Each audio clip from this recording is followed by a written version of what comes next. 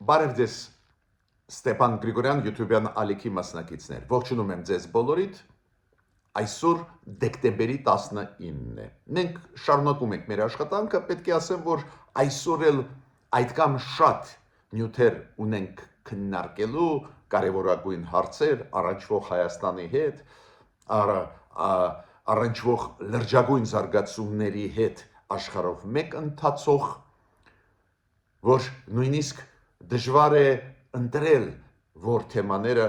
գլխավորն են, որ առաջ բերենք, բոլոր թեմաները կարևոր են։ Օրինակ, շատ կարևոր է, որ մենք այսօր ձեզ հետ կքննարկենք ինչ է կատարվում վարչապետ Նիկոլ Փաշինյան Գարեգին II այս հակամարտության, ավելի ճիշտ հակադրության process-ում։ Երեք բավական լարված էր վիճակը Մայր աթոր Սուրբ Էջմիածնում, բարեբախտաբար ամեն ինչ ավարտվեց նորմալ, մեր հավատացյալները եւ հայ ժողովուրդը ցույց տվեցին իրենց բարձրագույն որակները, սադրանքներից չտրվեցին, բայց process-ը շարունակվում է, այդ process-ի մասին անպայման ես այսօր ձեզ ուզում եմ ասել իմ կարծիքը։ Շատ ու շատ դրական զարգացումներ կան Հայաստանի շուրջ, ինչքան դրական հաջողությունների մենք գանք հասնենք, այդքան շատ աղմուկ կլինի մեր շուրջ, ստեր, ֆեյքեր, բայց հաջողություններ կան, այսօր ես կխոսեմ այդ հաջողությունների մասին, օրինակ նույն Վենգրիան, Հունգարիան, որը վետո իրավունքը օգտագործելով մեկ կարևորագույն ծրագիր չեր թողնул, որ զարգանա Եվրոմիություն Հայաստան հարթակում, հիմա իր վետոն հանեց, էլի ռազմավարական նշանակություն ունեցող պայմանագրեր մենք ստորագրեցինք հերթական եվրոպական երկրի հետ, դա էլ է շատ կարևոր, նավթը մտավ Հայաստանի տարածք, ուղարկված Ադրբեջանի կողմից, ինչքան հասկանում եմ, հասավ Հայաստան, այդ թեմաներից մենք այսօր կխոսենք, կարևորագույն է այդ process-ի, նաև ուզում եմ այսօր խոսել անչափ կարևոր քայլի, որը արեց Նիկոլ Փաշինյանը, անչափ կարևոր, նուրբ, երբ որ դիմեց Ռուսաստանի երկաթգծերին, որոնք կոնցեսիայով աշխատում են Հայաստանում, որ իրանք վերանորոգեն 2-3 հատվածներ հայկական երկաթգծերի։ Ղազախ Իջևան հատվածը, նաև Երասկ Նախիջևան հատվածը, այնտեղ երկար հատվածներ չեն, բայց շատ կարևոր են վերականգնել, որ ապաշրջափակման process-ին չխանգարեն, որոնք սկսվում են ու թափով կզարգանան մոտ 1-2 տարվա ընթացքում։ Շատ նուրբ քայլ արեց Նիկոլ Փաշինյանը, դրա մասին կխոսենք, ՆԱՏՕ-ի գլխավոր քարտուղարի տեղակալը Հայաստանում, դա ինչ է նշանակում, դրա մասին էլ մենք այսօր կխոսենք։ Ուրեմն շատ ու շատ հարցեր կան քննարկելու, սկսում ենք մեր աշխատանքը, միշտ ես խնդրում եմ ձեզ բաժանորդագրվել, կիսվել, լայքել, քանի որ դա աշխատացնում է մեր YouTube-յան ալիքը։ Դա բերում է նրան, որ ավելի շատ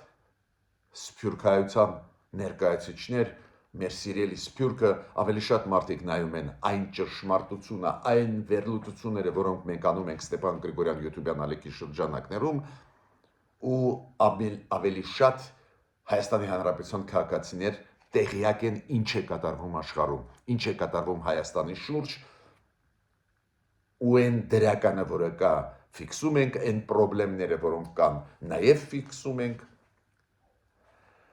սկսում ենք մեր աշխատանքը։ Ուրեմն ՆԱՏՕ-ի գլխավոր քարտուղարի տեղակալը Ռադմիլա Շեկերինսկայան երեք եկավ Հայաստան։ Ունեցել է հանդիպումներ վարչապետի հետ, ազգային ժողովի նախագահի հետ, արտգործնախարարի հետ, շատ հասկանալի է, բարձր պաշտոնյա ՆԱՏՕ-ի եկավ Հայաստան, մենք ունենք ծրագրեր ՆԱՏՕ-ի հետ, հիշում եք մի ժամանակ պրոբլեմներ էին, քանի որ Թուրքիան ոչ բոլոր ծրագրերը թույլ էր տալիս, որ իրականացվեն, ինչքան հասկանում եմ վերջի ժամանակվա զարգացումները հայ-թուրքական հարաբերություններում, հայ-ադրբեջանական հարաբերություններում հանեցին այդ վերապահումները Թուրքիայի Հայաստանի նկատմամբ, ՆԱՏՕ-Հայաստան համագործակցության նկատմամբ, հիմա կարելի է թարմացնել, վերաթարմացնել համագործակցությունը ՆԱՏՕ-ի հետ ու ողջունում եմ այս այցելությունը բարձր պաշտոնյայի ՆԱՏՕ-ի Հայաստան։ Պարզ է այդ հանդիպումների ժամանակ պաշտոնական ու մեջ համապատասխան ինստիտուտները տալիս են այդ ինֆորմացիան, քննարկվել է տարբեր հարցեր, օրինակ ՆԱՏՕ-ի հետ մենք միշտ էֆեկտիվ աշխատում ենք խաղաղության կամ խաղապաների ոլորտում։ Մեր խաղապաները ՆԱՏՕ-ի միսիաներում կան, նաև Կոսովոյում այսօր կան, այլ միսիաներում եղել են, ու դա շատ կարևոր համագործակցություն է նաև Հայաստանի, նաև ՆԱՏՕ-ի համար։ Բայց հիմա ավելի հավակնոտ ծրագրերի մասին է խոսքը, ես հույսով եմ, որ մերոնք անպայման կանեն այն ծրագրերը ՆԱՏՕ-ի հետ, որոնք կապված են մեր բանակի հետ, բարեփոխումների հետ բանակում, քանի որ բոլորը հասկանում են, որ ՆԱՏՕ-ի չափորոշիչները բանակի հետ կապված անչափ կարևոր են, նույն դուք գիտեք Ղազախստանը ի պաշտոնե այս վերջի օրերը անցավ ՆԱՏՕ-ի ստանդարտների։ Ղազախստանի բանակը անցնում է ՆԱՏՕ-ի ստանդարտների ի պաշտոնե։ Ուրեմն ստեղ կա շագրգռված սուցուն Հայաստանի կողմից եւ ՆԱՏՕ-ի կողմից, պետք է աշխատել ու այս այցելությունը միանշանակ ես միայն ողջունում եմ։ Հիմա Նիկոլ Փաշինյանը խոսեց երեք չարաչորը Նիկոլ Փաշինյանը խոսեց շատ կարևոր հարցերից։ Օրինակ, որ նավթը գալիս է Ադրբեջանից Հայաստանը եւ նավթամթերքները։ Ես ինչքան հասկանում եմ, մտավ այդ ապրանքը Ադրբեջանի Հայաստան, ես ինչքան հասկանում եմ, հասավ։ Բայց Նիկոլ Փաշինյանը ի պաշտոնե հայտարարեց, որ գալիս է դեպի Հայաստան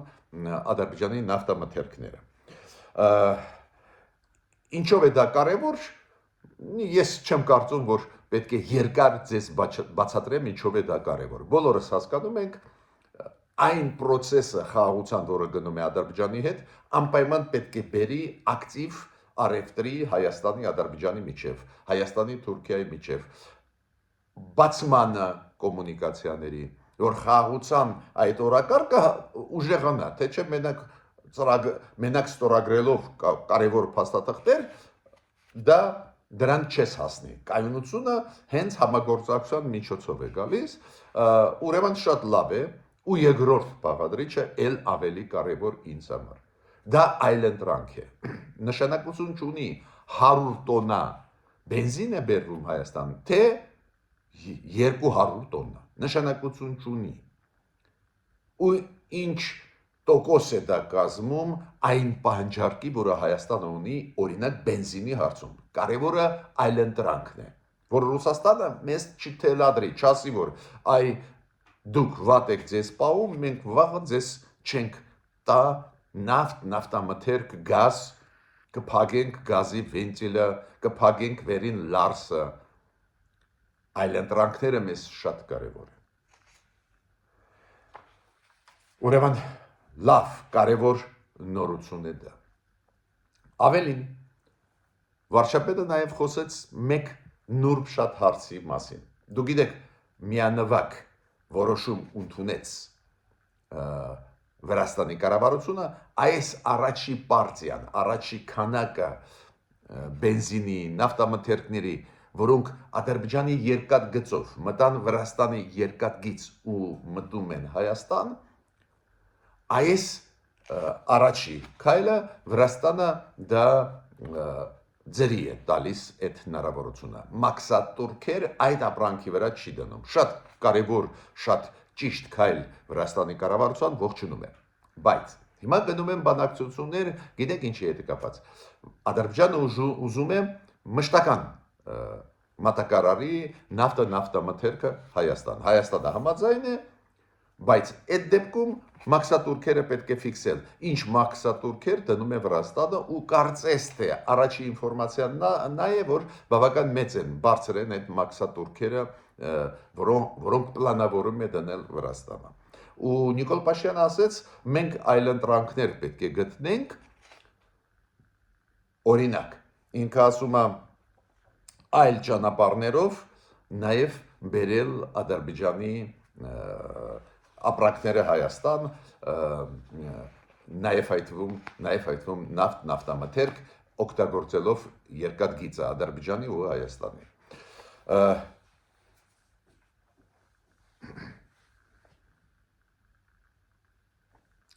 Գների հարցը նաև ստեղ կարևոր է, դուք գիտեք, մարդիկ բարձրացնում են հարց, ինչ գներով են բերում, ուրեմն գլխավորը ինչ ասում են մեր պաշտոնյաները, ինչ են ասում, իրենք ասում են կառավարության դերը ինչու՞մ է ստեղ, բացեց ճանապարհ, քաղաքական որոշում ընդունվեց աշխատել Ադրբեջանի հետ այս ոլորտում, Ադրբեջանն էլ համաձայն է, մենք համաձայն ենք։ Մեջտեղը հիմա պետք է գա բիզնեսը, ու այն բիզնես խաղացողները Ադրբեջանից եւ Հայաստանից պետք է լեզու գտնեն, քննարկեն, բայց մերոնք ասում են բացառվում է, որ այդ գները լինեն շուկայական գներից ավելի բարձր։ Դա բացառվում է։ Բայց ես նաեւ պետք է ասեմ, որ շատ կարևոր հարց քննարկեց, բարձրացրեց այս վերջի պրես կոնֆերանսի ժամանակ Նիկոլ Փաշինյանը կապված այլընտրանքային ճանապարհներով առևտուր անել Ադրբեջանի հետ։ Կա մի ճանապարհ երկաթգծային, Ադրբեջանի երկաթգիծ, Վրաստանի երկաթգիծ, Հայաստանի երկաթգիծ։ Բայց այլընտրանք պետք է զարգացնել նաև այս ոլորտում ու Նիկոլ Փաշինյանը բարձրացրեց հարց Ռուսաստանի երկաթգծերի առջև, որոնք կոնցեսիայով աշխատում են Հայաստանում ու մեր երկաթգծերը կոնցեսիայի մեջ են Ռուսաստանի հետ։ Ու Նիկոլ Փաշինյանը ասեց, մենք առաջարկում ենք ռուսական կողմին վերանորոգել այն հատվածը երկաթգծի Երասխ Նախիջևան, որ երբ որ կոմունիկացիաները բացվեն, երբ որ Նախիջևանից Ադրբեջան Հայաստանը կտա երկաթգիծ հնարավորություն ադրբեջանցիներին մտնել Ադրբեջանից Նախիջևան, Նախիջևանից Ադրբեջան, միաժամանակ Ադրբեջանը մեզ կտա հնարավորություն Նախիջևանից մտնել Ադրբեջանի տարածքով Երասխ։ Անչափ կարևոր է դա մեզ համար, դուք գիտեք, մեզ համար նաև կարևոր է, որ վերականգնվի այն հատվածը Ղազախ Իջևան նախկին երկաթգծի, որը ընկնում է Հայաստանի տարածքի վրա, ու Նիկոլ Փաշինյանը նաև ասեց, մոտ ժամանակներս մենք կխնդրենք, որ այս հատվածն է վերականգնի Ռուսաստանի երկաթգծերը վերականգնեն։ Բայց ակտուալ այսօր երկու հատվածներ կան. Երասխից Նախիջևան, այդ հատվածը վերականգնել եւ Ախուրիկ Թուրքիայի սահման։ Ես ինչ եմ ուզում ասել, շատ կարևոր մեսեջ է, նայենք ոնց է արձագանքելու Ռուսաստանը։ Ես չեմ բացառում, որ այդ առաջարկը արվեց Նիկոլ Փաշինյանի կողմից մի հասարակ պատճառով, քանի որ մոտ օրերս, հիշում եք, 2 օր առաջ Ռուսաստանի պաշտոնյան ասեց, որ հայկական երկաթգծերը հիմա ամբողջությամբ Ռուսաստանի ձեռքում են, կոնցեսիա է, առանց մեզ ոչ մի բան Հայաստանում չի կարող արվել։ Հիմա Նիկոլ Փաշինյանը ասում է շատ լավ, այս հիմա երկու հարցերը դուք լուծում եք, որ ապաշրջափակում Ադրբեջանի հետ կապված համագործակցություն ավելի էֆեկտիվ գնա ու այդ հատվածները շատ կարևոր են, օրինակ Իջևան Ղազախ, օրինակ Նախիջևան Երասխ։ Ինչի են կարևոր, որ այդ մատակարարումը նաև այդ մատակարարումը նավթամթերքնի ոչ միայն Վրաստանով գնա, նաև գնա ուղղակիորեն Հայաստանի ու Ադրբեջանի միջև։ Եթե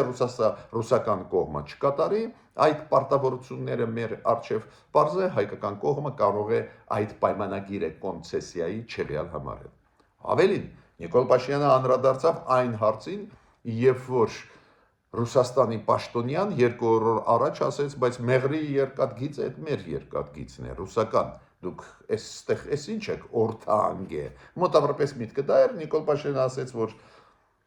չեղած երկաթգիծը չի կարող լինել ինչ որ մեկի երկաթգիծ։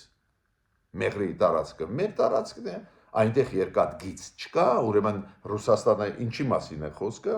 ու մենք ոչ ոքի չենք տվել, չենք պատվիրել այդ երկակիցը վերականգնել, այդ երկակիցը օգտագործել, երբ որ վերականգնվի։ Շատ կարևոր դիտողություն արված ռուսական երկաթգծերի։ Բայց այս քայլը Նիկոլ Փաշինյանի համոզված եմ շատ ու շատ մարդիկ նորմալ մտահոգված կլինեն, կասեն, այ Նիկոլ Փաշինյանը Ռուսաստանի հետ շարունակում է աշխատել, ուրեմն Եվրոմիության մեջ չի ուզում մտնել։ Դա դրա հետ կապված չի։ Նիկոլ Փաշինյանը կոնցեսիայի պայմանագիրը, որը նախկինների ժամանակ արված էր ու դա հանցագործություն էր, ինքը հիմա տակից ուզում է դուրս գալ։ Դնում է հարց Ռուսաստանի երկաթգծերի առջև, եթե չկատարեն, ուրեմն չեն կատարում կոնցեսիոն այդ պայմանագրերը, ուրեմն Հայաստանը կկարողանա հզել օֆիցիալ հարաբերություններ ռուսական երկաթգծերի հետ ու վերահսկել մեր երկաթգծերը, то есть սուվերենությունը մենք պետք է վերականգնենք։ Մյուս հարցը, որի մասին ուզում եմ ասել, Ռուսաստանի հետ կապված։ Դուք գիտեք, Սերգեյ Լավրովը հերթական հայտարարություն արեց։ Նախկինում անում էին հայտարարություններ Մարիա Զախարովան, նույն Սերգեյ Լավրովը, նույն այդ Կալուգինը, որը մի քանի օր առաջ խոսեց երկաթգծերի մասին ու չգիտես ինչու ասեց, որ Մեղրիում չեղած երկաթգիծն էլ Ռուսաստանինն է,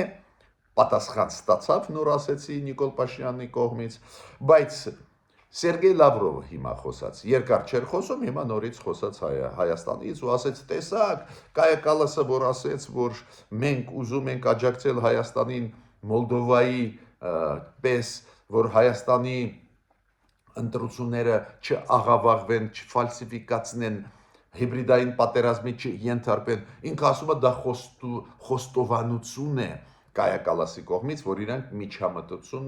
միջամտում են Հայաստանի ներքին գործերի մեջ, ճիշտ ասած, այդպես էլ չհասկացա, այդ ինչ միջամտություն է։ Մենք Եվրոմիության հետ բոլոր ծրագրերը, որ անում ենք, նաև բարելավելու մեր ընտրական համակարգը, դա հրապարակային են, դա տակից չի հարվում, ինչու մասին է խոսքը։ Բայց ես նաև ուզում եմ ասել, օրինակ մի երկու օր առաջ Սերգեյ Լավրովը գիտեք ինչ թեմային անդրադարձավ, ասում է, այ մեզ ասում են, որ մենք գծող ենք, որ մենք գծեցինք Սիրիան, մենք գծեցինք Իրանը, այո, դուք գծեցիք Սիրիայի ժողովրդին, Սիրիայի նախկին իշխանություններին, հանձնեցինք Թուրքիային, դուք գծեցիք Իրանը, երբ որ Իրանի վրա հարձակումներ էին, հիշում եք 12 օրվա պատերազմը Իրանի դեմ, գծեցին Ռուսաստանը։ Ուրեմն ինչի եք արդարանում, գծող եք, այո, դուք գծեցիք Հայաստանը, անտեր թողեցիք 2020 թվին, 2023 թվին անտեր թողեցիք Ղարաբաղի հայերին, ձեր խաղապանները ֆունկցիան չկատարեցին, բայց ինչ է ինձ համար ուշագրավ այդ հայտարարության մեջ Սերգեյ Լավրովի, որ մենք գծող չենք։ Ուշագրավ է, որ այդ թեման պտտվում է։ Ոչ միայն մենք Հայաստանի փորձագետներս, պաշտոնյաներս Հայաստանի բարձրացնում են այդ հարցը, որ Ռուսաստանը չի կատարում իր պարտավորությունները հայ ժողովրդի առջև, Հայաստանի առջև, նաև այդ հարցերը բարձրացնում են պարզվեց Իրանի փորձագետները ու պաշտոնյաները, Սիրիայի փորձագետները ու պաշտոնյաները։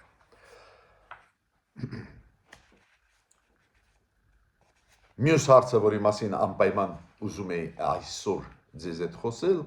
դա Թուրքիա-Ռուսաստան հարաբերություններ։ Չխորանալով տարբեր թեմաների այս ռուս-թուրքական հարաբերությունների նաև Ուկրաինային վերաբերող պետք է ասեմ մեկ թեմայի մասին, շատ զգայուն։ Դուք հիշում եք, որ Թուրքիան Ռուսաստանից 2017 թվին արավ հակաօդային համակարգ S-400-ը։ Ու դա բերեց իրարանցմանը ՆԱՏՕ-ի մեջ, քանի որ Թուրքիան, որը ՆԱՏՕ-ի անդամ է, ՆԱՏՕ-ի չափորոշիչներով հակաօդային համակարգ ունի, բերում է ռուսական հակաօդային համակարգը, որը կարող է ներսից ուսումնասիրել ՆԱՏՕ-ի հակաօդային համակարգը, դա բերեց լրջագույն բարդացման հարաբերությունների ՆԱՏՕ-ի Թուրքիայի հետ եւ ամենակարևորը Միացյալ Նահանգների Թուրքիայի հետ։ Ու դուք հիշում եք, Միացյալ Նահանգները մտցրեցին սանկցիաներ Թուրքիայի հետ կապված, դադարեցրեցին ծախել Թուրքիային F-16 կործանիչները, հանեցին Թուրքիային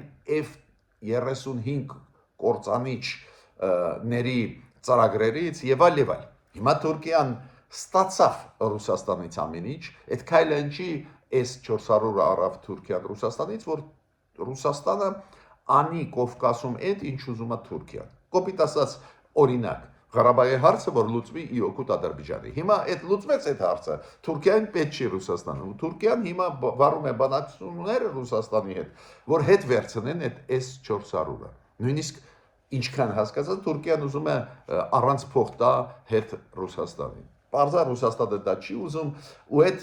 ինֆորմացիան, որը պատտվում է վերջի 3-4 օրը, որ Թուրքիան բանակցությունների ժամանակ Էրդողանի Պուտինի հետ Թուրքմենստանի հիշում եք գագաթնաժողով մի քանի օր առաջ որ անցավ Թուրքմենստանում այնտեղ բանակցությունների ժամանակ Էրդողանը առաջարկեց Ռուսաստանին որ վերադարձնի S-400-ը Ռուսաստանին Ռուսաստանը ցավոտ դա ընդունում է Ռուսաստանը հասկանում է որ ֆրցրեցին իրանց խափեցին Թուրքիան ստացավ ինչ ուզում էր Սիրիայում ինչ ուզում էր Հարավային Կովկասում ստացավ հիմա Ռուսաստանը պետք չի ու Պեսկովը ասեց ոչ մի բանակցություններ Պուտին Էրդողան S-400-ի հետ կապված չի եղել խափում է Պեսկովը մենք գիտենք որ եղել այդ բանակցությունները գիտենք նաև ամերիկացիների արձագանքից դուք հիշում եք մի քանի օր առաջ եւ Դոնալդ Տրամպը եւ Մարկո Ռուբիո անդրադարձան այդ թեմային որ Թուրքիան պետք է դուրս բերի իր տարածքից ռուսական հակաօդային համակարգ S-400-ը ու Ամերիկայի ադմինիստրացիան Դոնալդ Տրամպը ասեց մենք կվերականգնենք Թուրքիայի մասնակցությունը F-35 կործանիչի այդ արտադրանքի հետ կապված F-16-ը ծախենք Թուրքիային, բայց այդ հարցը պետք է լուծվի։ Ուրեմն ակտուալ է այդ հարցը, Թուրքիան հիմա ուզում է ազատվել Ռուսաստանի այս հակաօդային համակարգերից ու շատ լավ դաս է դա Ռուսաստանին։ Ռուսաստանին օգտագործում են ու հետո շպրտում են դեն։ Քանի որ Ռուսաստանը դավաճանում է իր դաշնակիցներին։ Էզևի պետությունների հետ ոչ ոք երկարաժամկետ ծրագրեր չի կապում ու Թուրքիան էլ չի կապում ստացավ իր ուզածը ու կներեք ժողովրդի լեզվով պասլած արեց Ռուսաստանին հիմա շատ կարևոր որոշում ընդունվեց Հայաստանի եւ Հունգարիայի միջև ուրեմն դուք գիտեք անցած տարի առաջի տարին էր որ Հայաստանի Եվրոմիություն բացվեց շատ կարևոր ծրագիր European Peace Facility կամ խաղաղության հասնող ծրագիր։ Այդ ծրագրի շրջանակներում օրինակ Եվրոմիությունը Ուկրաինայի հետ, Մոլդովայի հետ, Վրաստանի հետ աշխատում են ռազմատեխնիկական ոլորտում, ռազմական ոլորտում, բարիփոխումների ոլորտում բանակների անչափ կարևոր ծրագրեր են։ Հայաստանին 10 միլիոն եվրո տրվեց ռազմական հոսպիտալ հիմնելու։ Այս տարի պետք է այդ ծրագրի շրջանակներում 20 միլիոն տրվեր հենց այս ծրագրի շրջանակներում այնտեղ մեր բանակի բարեփոխումների մասին էր խոսքը ու Հունգարիան չգիտես ինչու այս անգամ բլոկ արեց անցած տարի Հունգարիան ուներ դիտողություններ բայց վետոյի իրավունքը չօգտագործեց այս ծրագրերի վրա Հայաստանի Եվրոմիություն այս տարի չգիտես ինչու դրեց ես կարծում եմ դա կապված է նաև նրա հետ որ Հունգարիայի վարչապետը լավ հարաբերությունների մեջ է Ադրբեջանի հետ ու միգուցե իրանք ինչ որ լավություն են անում բայց հիմա մթնոլորտը փոխվեց ու պարզ է որ Հունգարիան հանեց այդ վետոն ուրեմն այս ծրագրերը շատ կարևոր են համոզված եմ որ դուք հիմա լսելով 10 միլիոն եվրո 20 միլիոն եվրո մտածում եք այդ ինչ գումարներ են բայց այս գումարների ծրագիրը որը արվում է այս գումարներով ավելի կարևոր է նույնիսկ այն ծրագրերի Եվրոմիություն Հայաստան որտեղ որ կես միլիարդ կա գումար մեզ տալիս է Եվրոմիությունը բոլոր ծրագրերը կարևոր են օրինակ էներգետիկայի ոլորտում որ հիմա Եվրոմիությունը կես միլիարդ եվրո է մեզ տալիս բայց ինձ հավատացեք այս 20 միլիոն եվրոն որը տրվում են մեր բանակի բարեփոխումների համար Եվրոմիության հետ համագործակցության ու Հունգարիան հանեց այդ վեկտո ոչ պակաս կարևոր են ես այդպես կձևակերպեմ քանզի համեմատ այն կես միլիարդի հետ ուրեմն մենք տեսնում ենք այդ դրական զարգացումները, քայլերը, որոնք արվում է Հայաստանի կողմից, Հայաստանի հասարակության կողմից։ Հիմա ես ուզում եմ անդրադառնալ գլխավոր այսօրվա թեմային։ Դուք գիտեք, երեք բավական լարված էր վիճակը Մայր Աթոր Սուրբ Էջմիածնում, մեր գլխավոր տաճարի շուրջ պրոցեսներ, մեր եկեղեցու հետ կապված բարդ պրոցեսներ, Նիկոլ Փաշինյան Գարեգին II բավական լարված հարաբերություններ, կառավարությունը պահանջում է, որ Գարեգին II-ը հրաժարական տա, դուք գիտեք իմ կարծիքը, այո, պետք է ինքը տա հրաժարական, ոչ միայն այն պատճառով, որ մեր կառավարությունը դա պահանջում է, այլ այն պատճառով, որ իրոք մեր եկեղեցին պետք է սկսի բարեփոխվել, ներսից նաև պետք է դա գա, ոչ միայն դրսից, որ դրթեն, ոչ մի քայլեր չի արվում, եթե դուք նկատել եք այն 10 եպիսկոպոսներ, որոնք եկան տարածք Մայր Աթոր Սուրբ Էջմիածնի տարածք, կարդացիր իրանց հայտարարությունը, որ Գարեգին II-ը պետք է հրաժարական տա, այդ եպիսկոպոսների մեջ 3 եպիսկոպոսներ, ովքեր մտնում էին բարձրագույն հոգևոր խորհրդի մեջ, ասենք Գարեգին II-ը հանեց այդ խորհրդի իրանց փոփոխություն կատարեց, այո, ինքը ֆորմալ այդ լիազորությունները ունի, բայց դա ինչ է նշանակում, որ ոչ մի